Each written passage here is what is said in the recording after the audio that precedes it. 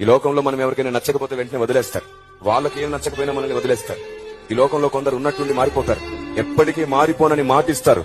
ఎప్పటికీ మారిపోను, ప్రాణం పోయినా మారను అంటారు. కానీ మన ప్రాణం పోతుందని తెలిసినా ఒకరోజు తిరిగి రారు వారు. అంతగా మారిపోతుంది ఈ లోకం. నువ్వు లేకుండా బ్రతకలేను అని చెప్పినా సరే వారు మన మాటకు విలువివ్వరు. మీకు అర్థమవుతుందా? ఈ లోకం అన్ని రకాలుగా మారిపోతుంది.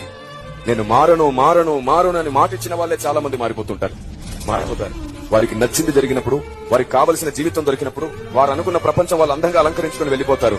నీ ప్రపంచంలో నువ్వు మాత్రమే ఒంటరిగా మిగిలిపోతావు. గుర్తుంచుకో, ఆ రోజున కూడా దేవుడు నీ కోసం చేయి చాపి రెడీగా ఉంటాడు. నీ విలువ తెలియక నిన్ను వదిలేశారు కదా, నాకు నీ విలువ తెలుసు.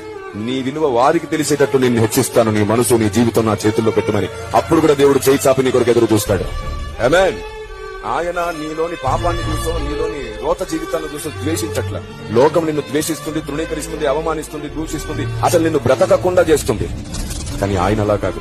నీ చుట్టూన్న బురదను చూడట్లేదు, నీకంటుకున్న మలినాన్ని చూడట్లేదు. ఆయన్ని మాత్రమే ప్రేమించే నీ మనసును కూడా చూస్తున్నాడు ఆయన. ఆయన అంటే నీకెంత ఇష్టమో ఆయన చూస్తున్నాడు. ఆయన శరీరం బలహీనమని ఆయనకు తెలుసు, ఆత్మలోని సిద్ధపాటు చూస్తున్నాడు ఆయన. శిష్యులతో అంటాడు కదా, శరీరము బలహీనము గాని ఆత్మ సిద్ధము. ఆయనకు తెలుసు సాతాను నిన్ను మోసం చేశాడని. ఆయనకు తెలుసు నువ్వు పడిపోయావని. ఆయనకు తెలుసు నీకు తెలియకుండానే చాలా పొరపాట్లు చేశావు.